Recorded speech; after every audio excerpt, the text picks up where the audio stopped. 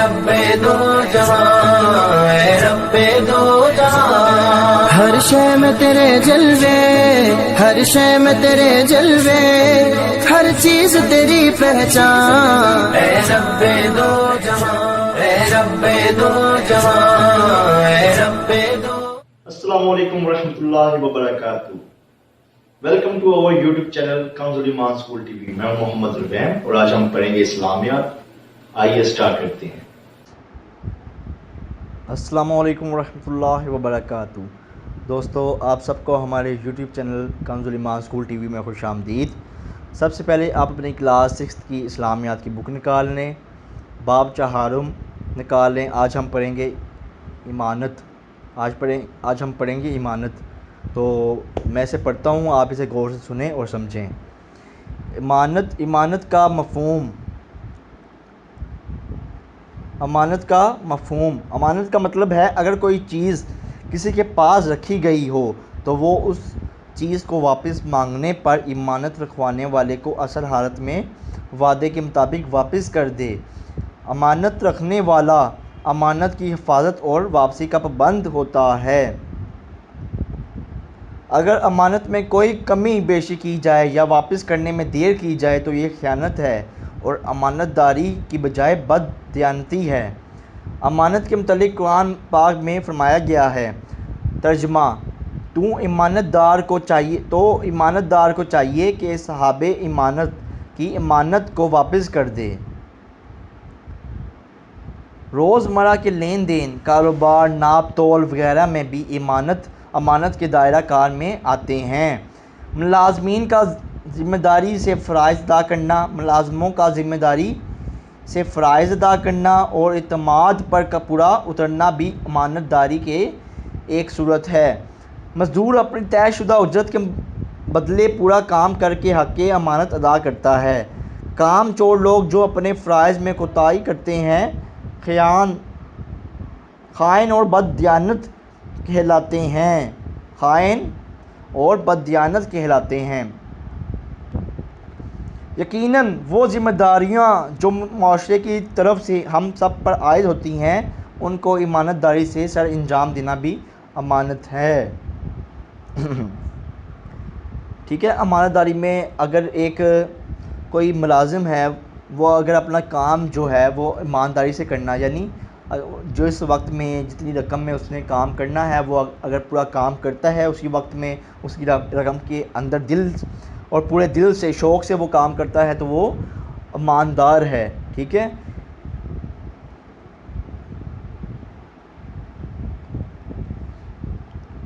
ترجمہ: اللہ تعالیٰ فرماتا ہے، خدا تم کو حکم دیتا ہے کہ امانت والوں کی امانتیں ان کے حوالے کر دیا کرو۔ تو جیسا کہ آپ کو یاد ہوگا کہ واقعہ جب آپ صلی اللہ علیہ وآلہ وسلم نے ہجرت فرمانی تھی تو آپ صلی اللہ علیہ وآلہ وسلم کے پاس اس وقت بھی کفار کی بہت سی امانتیں آپ صلی اللہ علیہ وآلہ وسلم کے پاس تھیں۔ تو آپ صلی اللہ علیہ وآلہ وسلم نے حضرت علی کو اپنے بستر پہ لٹایا اور فرمایا کہ یہ صبح سب لوگوں کی امانتیں واپس کر کے مدینہ یعنی ہجرت کر کے آ جانا۔ آپ صلی اللہ علیہ وآلہ وسلم کو جو کفار تھے وہ صادق اور امین کہا کرتے تھے۔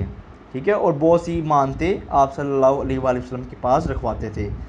امانت کی حفاظت کرنا تمام انبیاء علیہ السلام کی صفت رہی ہے۔ انبیاء کرام علیہ السلام لوگوں کی امانتیں ہمیشہ ان کو حفاظت واپس کرتے تھے۔ اللہ تعالیٰ کی طرف سے سونپی گئی ذمہ داریوں کو بھی انبیاء کرام علیہ السلام نے امانت سمجھ کر ہمیشہ احسن طریقے سے پورا کیا۔ کٹھن حالات میں بھی وہ ثابت قدمی سے اپنی قدموں اور قبیلوں کو حق کی راہ دکھاتے رہے اور اس طرح ہمیشہ کے لیے صادق و امین کہلائے۔ حضرت محمد صلی اللہ علیہ وآلہ وسلم اعلان نبوت سے قبل اپنے شہر مکہ مکرمہ میں الصادق یعنی سچا اور الامین یعنی ایمانت دار کے القاب سے مشہور تھے۔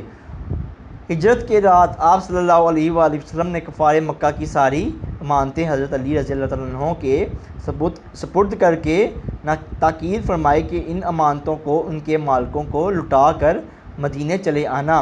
حالانکہ یہ امانتیں ان مشرکین مکہ کی تھیں جو آپ صلی اللہ علیہ وآلہ وسلم کے جانی دشمن تھے۔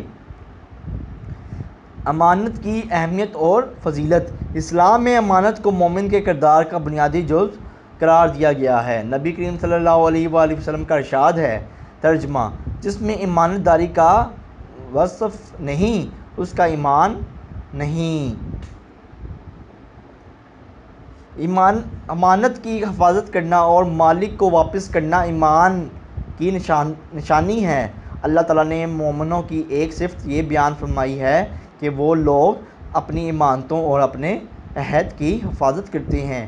نبی کریم صلی اللہ علیہ وآلہ وسلم نے مشورہ کو بھی امانت قرار دیا ہے۔ جب کسی سے مشورہ مانگا جائے تو اس کا فرض ہے کہ وہ صحیح مشورہ دے اور مشورہ طلب کرنے والے کی راز کو ظاہر نہ کرے۔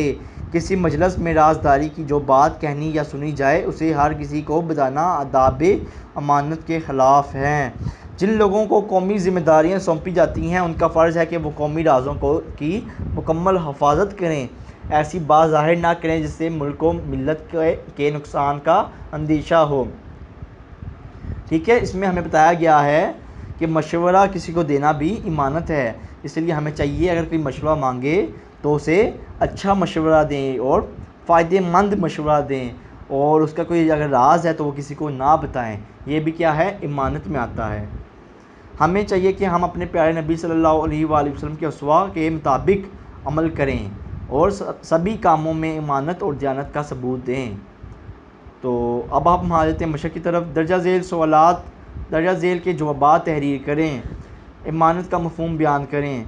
یہ جو جتنے بھی سوالات ہیں یہ ہم پر ان کے جواب پڑھ چکے ہیں، آپ اوپر سے ان کے جواب تلاش کر کے اسے اسکول کی کاپیز میں لکھ لیں۔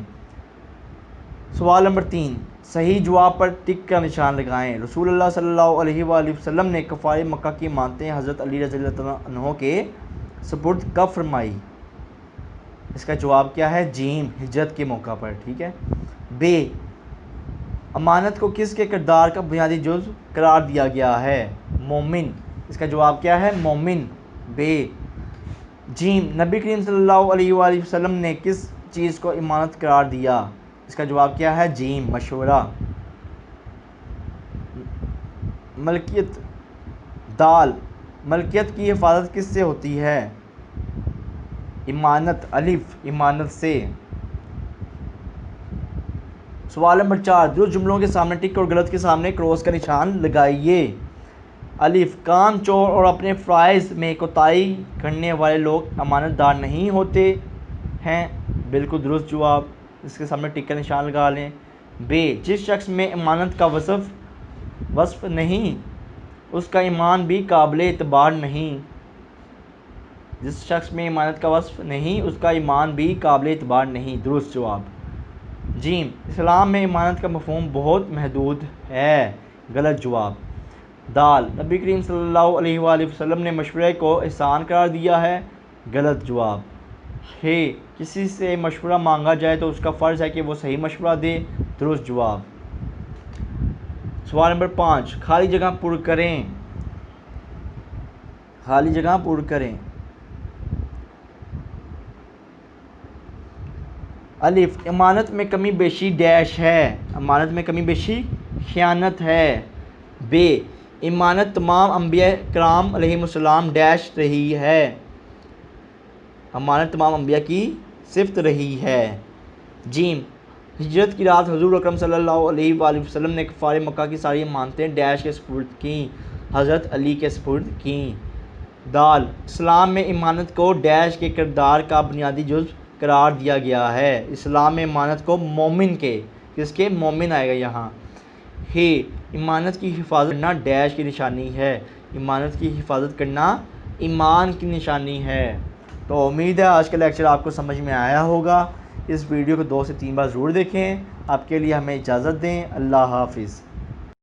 چڑیوں کی چہک، پھولوں کی مہک، پتوں کی کھنک، ماشاءاللہ کی چمک، بجلی کی کڑک، پر نور فلک، سبحان اللہ، اللہ اللہ اللہ۔